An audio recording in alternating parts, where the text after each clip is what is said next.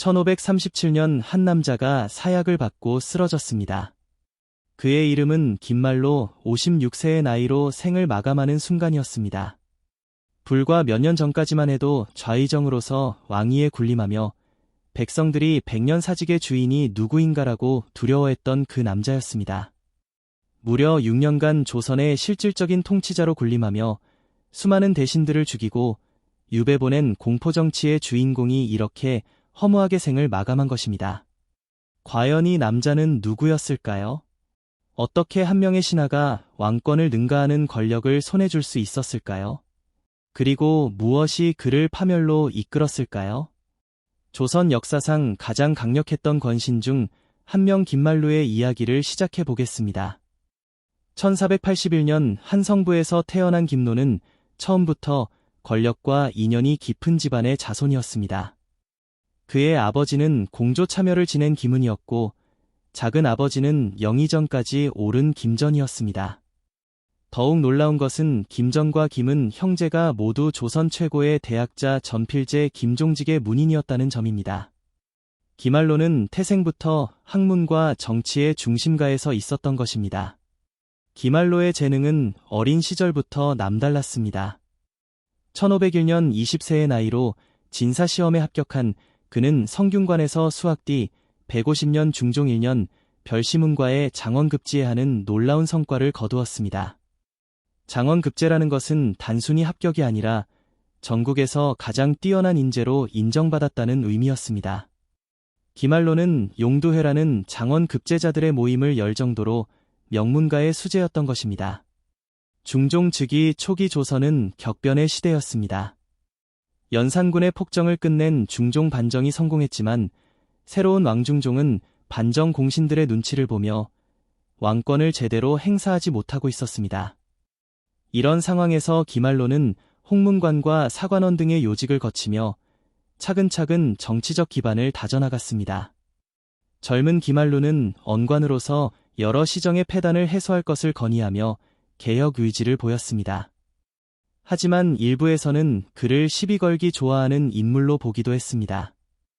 이미 이때부터 김말로의 성격 중 날카롭고 공격적인 면이 드러나기 시작한 것입니다. 그러나 아직은 조선의 미래를 걱정하는 젊은 관료의 모습에 불과했습니다. 1515년 10월 26일 중종의 명을 받은 대제학 신용계가 시제로 민농의 배율을 걸자 김말로운 시를 지어 으뜸을 차지해 피 한 장을 하사받기도 했습니다. 문학적 재능까지 겸비한 그는 당시 조정에 주목받는 인재로 성장하고 있었습니다. 하지만 김말로의 인생에 첫 번째 큰 시련이 다가오고 있었습니다. 바로 김묘사화였습니다.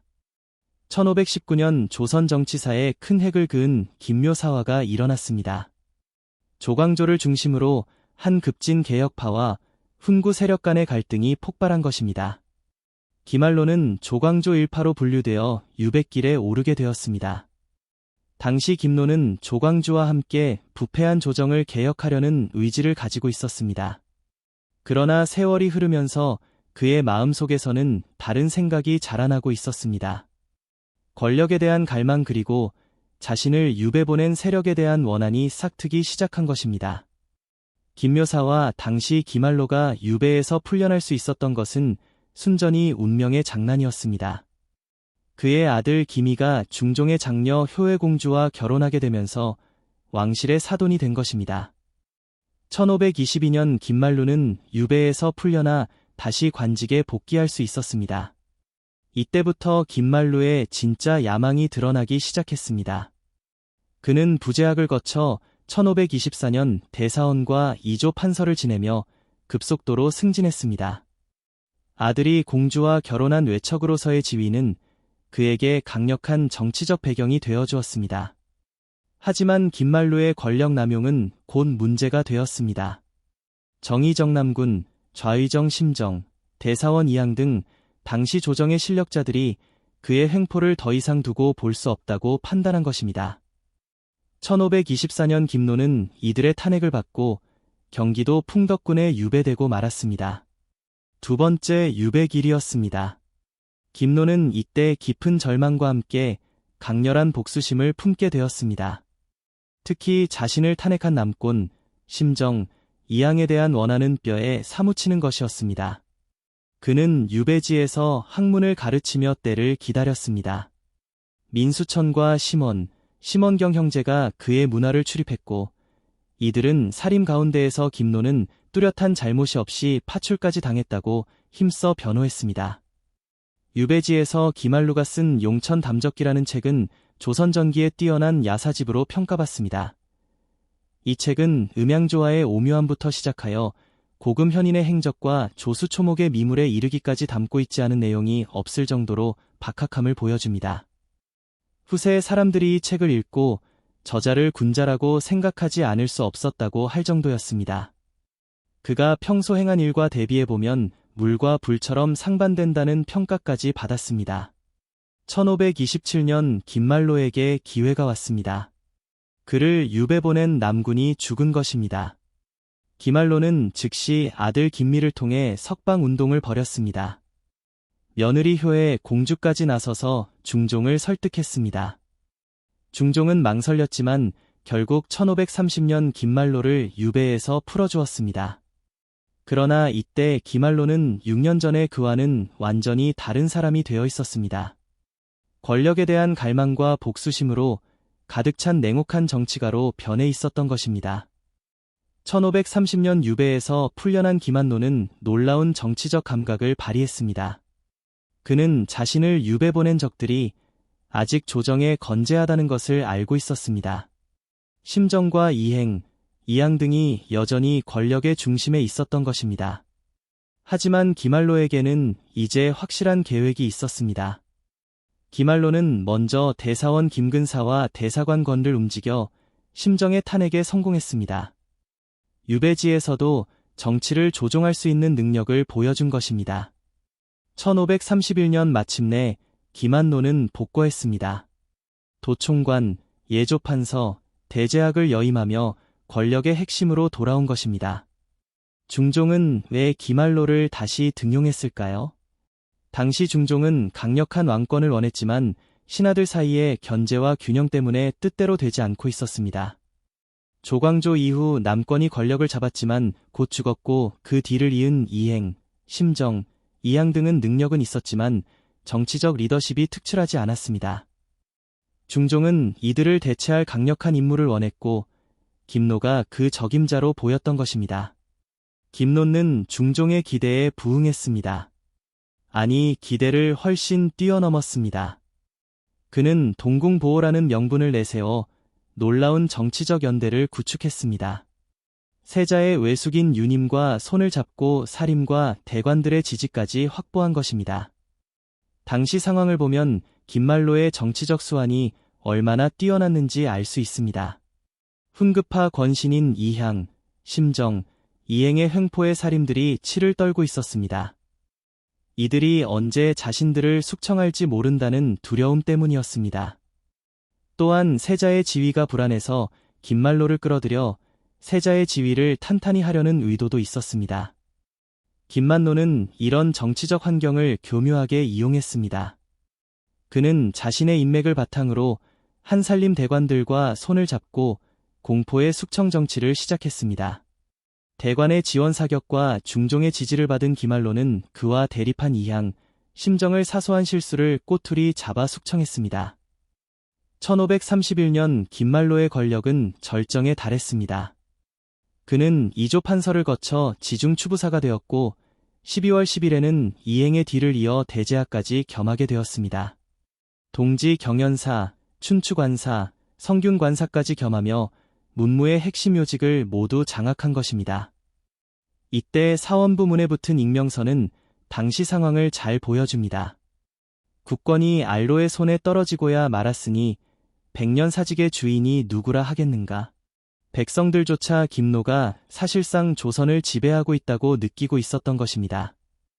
1534년 김노는 우의정에 오르고 이듬해에는 좌의정까지 올랐습니다. 조선의 최고 관직 중 하나에 오른 것입니다. 하지만 그의 권력욕은 여기서 멈추지 않았습니다.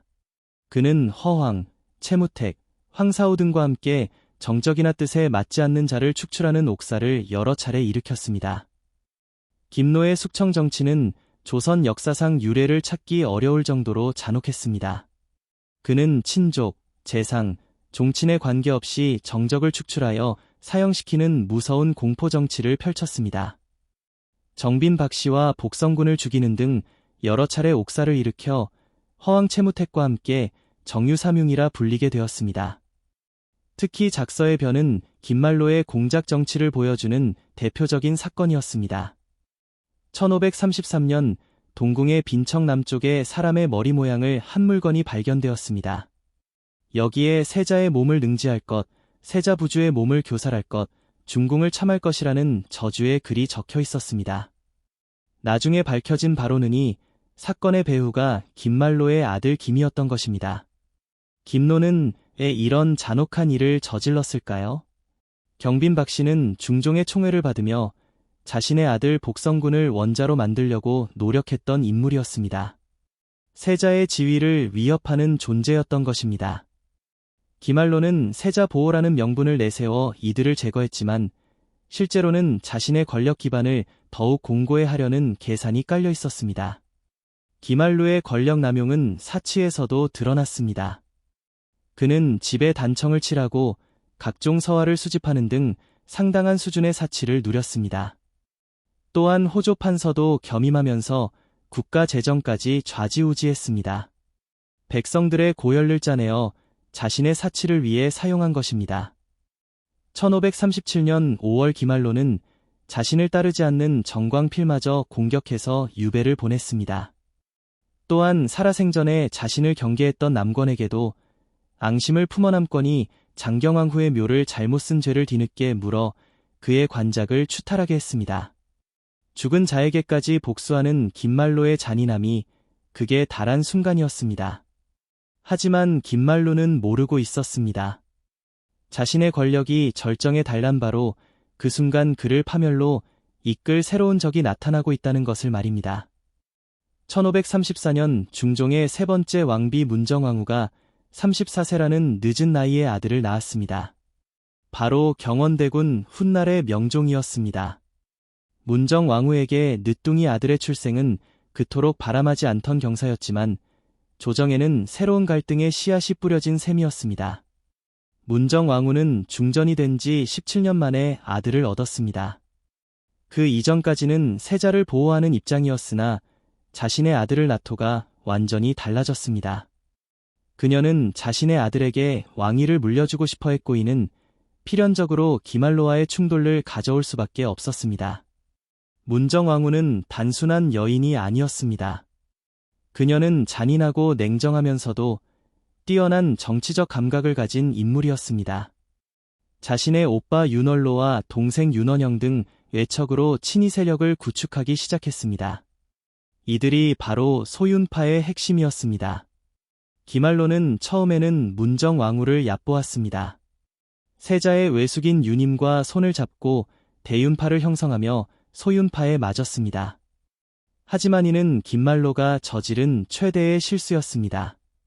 문정왕후는 김만로보다 훨씬 교묘하고 치밀한 정치가였습니다. 그녀는 김말로가 경빈 박씨와 복성군을 제거할 때는 암묵적으로 동조했습니다. 자신의 아들에게 위협이 되는 존재들이었기 때문입니다. 하지만 김말로가 자신에게 칼날을 겨우자 즉시 반격에 나섰습니다. 1537년 김말로는 결정적인 실수를 저질렀습니다.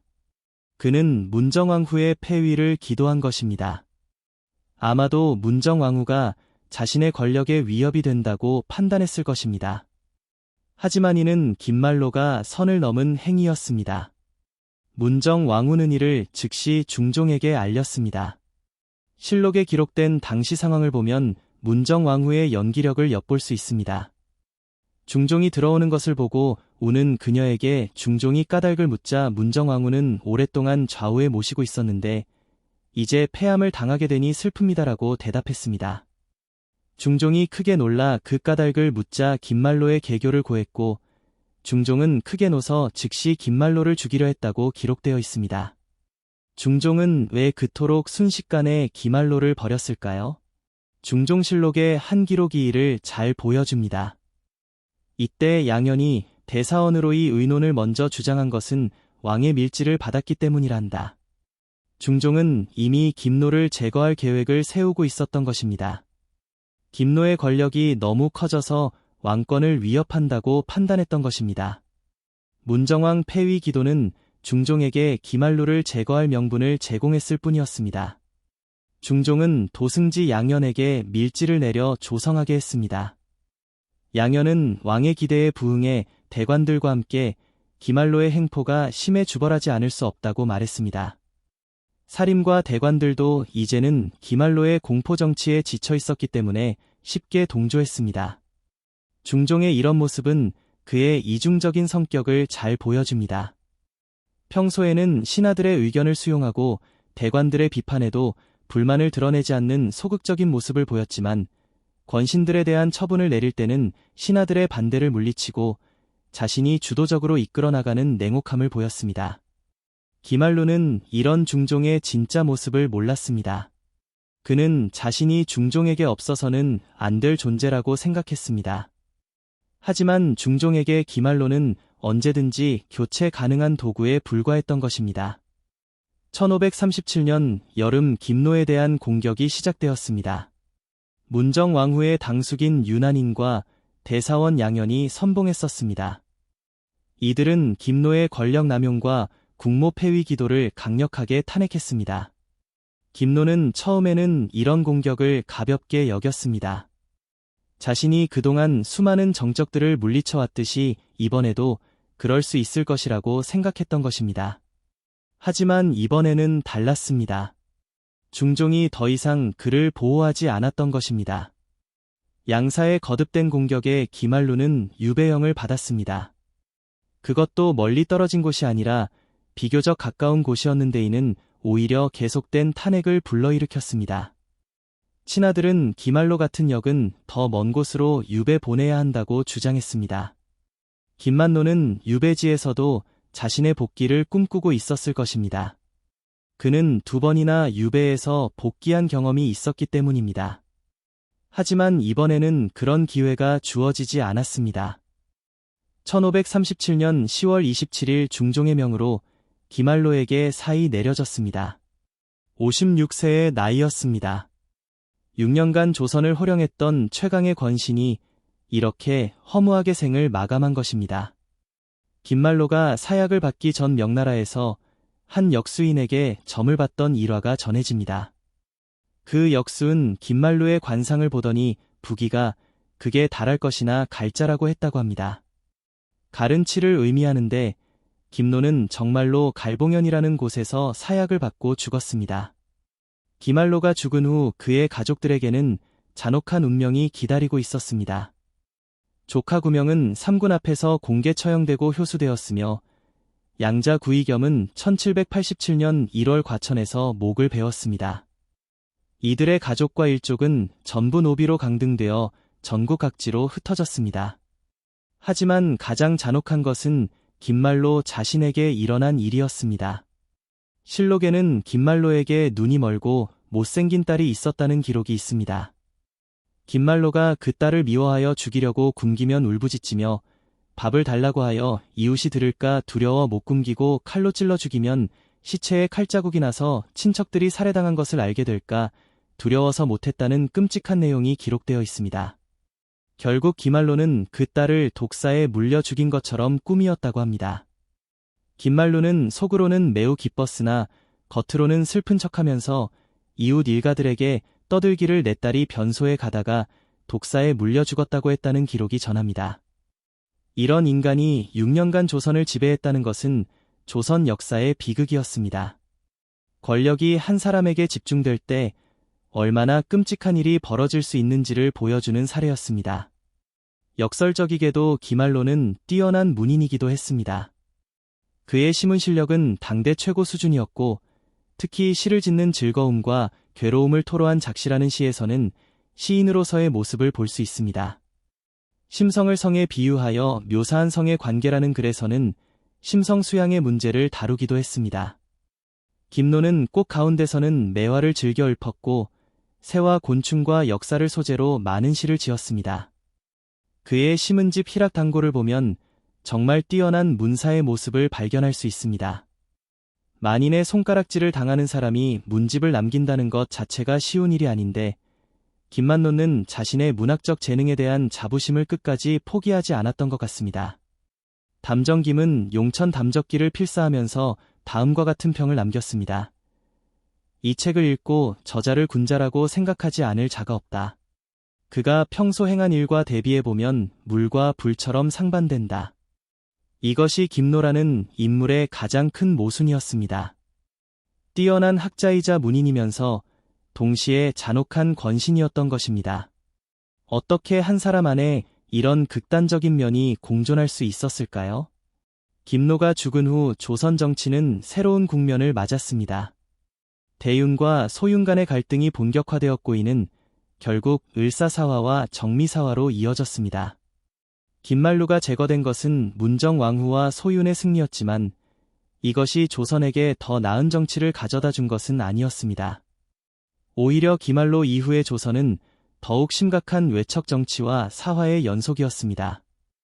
윤원영의 전행은 김말로 못지않았고 정난정의 부정부패는 조선 정치사에 큰 오점을 남겼습니다. 김말로의 친구였던 김국만이 그를 끝까지 비판하지 않고 조용히 가족들을 돌봐줬다고 합니다. 김한국은 김말로가 실각하고 사형당한 후에도 그의 나쁜 점을 말하지 않았습니다. 진정한 우정이 무엇인지를 보여주는 일화입니다. 김말로의 일생을 통해 우리는 무엇을 배울 수 있을까요? 첫째, 권력은 결코 영원하지 않다는 것입니다. 아무리 강력한 권력이라도 그것을 뒷받침하는 정당성과 민심을 잃으면 순식간에 무너질 수 있습니다. 둘째, 복수심에 사로잡힌 정치는 결국 파멸로 이어진다는 것입니다. 김말로는 자신을 유배 보낸 사람들에 대한 복수심으로 정치를 했습니다. 하지만 복수는 또 다른 복수를 부르고 결국 자신도 그 복수의 대상이 되고 말았습니다. 셋째, 수단과 방법을 가리지 않는 권력욕은 인간을 괴물로 만든다는 것입니다. 김말로는 처음에는 조선의 개혁을 꿈꾸는 젊은 관료였습니다. 하지만 권력에 대한 욕망이 그를 잔혹한 독재자로 변화시켰습니다. 마지막으로 견제와 균형이 없는 권력은 반드시 부패한다는 것입니다. 김말로가 6년간 조선을 호령할 수 있었던 것은 그를 견제할 세력이 없었기 때문입니다. 중종도 사림도 대관도 모두 김말로의 눈치를 보며 살았습니다.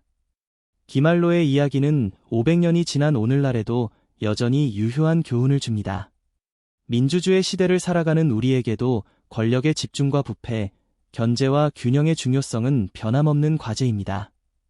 특히 김말루가 보여준 공작 정치와 여론 조작, 무고와 모함을 통한 정적 제거는 현대 정치에서도 여전히 볼 수 있는 현상들입니다.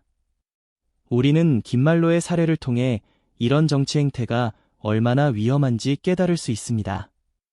또한 김말로 뛰어난 재능과 학식을 가진 사람도 권력욕에 사로잡히면 얼마나 타락할 수 있는지를 보여줍니다. 이는 오늘날 우리 사회 리더들에게도 경고가 되는 메시지입니다. 중종실록에 기록된 한마디가 김노의 일생을 잘 요약해줍니다. 조금도 가엾고 불쌍히 여기는 마음이 없으니 전일 도타히 사랑하던 일에 비하면 마치 두 임금에게에서 나온 일 같다. 권력은 사람을 변하게 합니다. 김말로도 중종도 그리고 김말로와 관련된 모든 사람들이 권력 앞에서는 본래의 모습을 잃고 말았습니다. 이것이 바로 김말로의 이야기가 우리에게 주는 가장 큰 교훈입니다. 1537년 10월 27일 갈봉현에서 사약을 받고 죽어간 김말로. 그의 죽음은 한 개인의 비극을 넘어서 권력이 얼마나 무서운 것인지를 보여주는 역사의 증언이었습니다. 우리는 이 이야기를 통해 권력의 속성과 정치의 본질에 대해 깊이 생각해 볼 필요가 있습니다. 김말로 조선을 흔든 권신의 화려한 성공과 비참한 최후. 그의 이야기는 끝났지만 그가 남긴 교훈은 여전히 살아있습니다. 권력은 인간을 변화시키고 절대 권력은 절대적으로 부패합니다. 이것이 500년 전 김노가 우리에게 남긴 뼈 아픈 교훈입니다. 오늘날을 살아가는 우리도 김말로의 이야기를 거울 삼아 권력의 유혹에 넘어가지 않고 견제와 균형이 살아있는 건전한 사회를 만들어 나가야 할 것입니다. 김노의 비극이 다시는 반복되지 않도록 말입니다. 역사는 반복됩니다. 하지만 우리가 역사에서 교훈을 얻는다면 그 반복을 피할 수 있습니다. 기말로의 이야기가 바로 그런 교훈을 주는 소중한 역사의 기록인 것입니다. 오늘의 역사 이야기는 여기까지입니다. 끝까지 시청해주셔서 감사합니다. 다음에도 더 흥미로운 역사 이야기로 찾아뵙겠습니다. 구독과 좋아요도 잊지 마세요.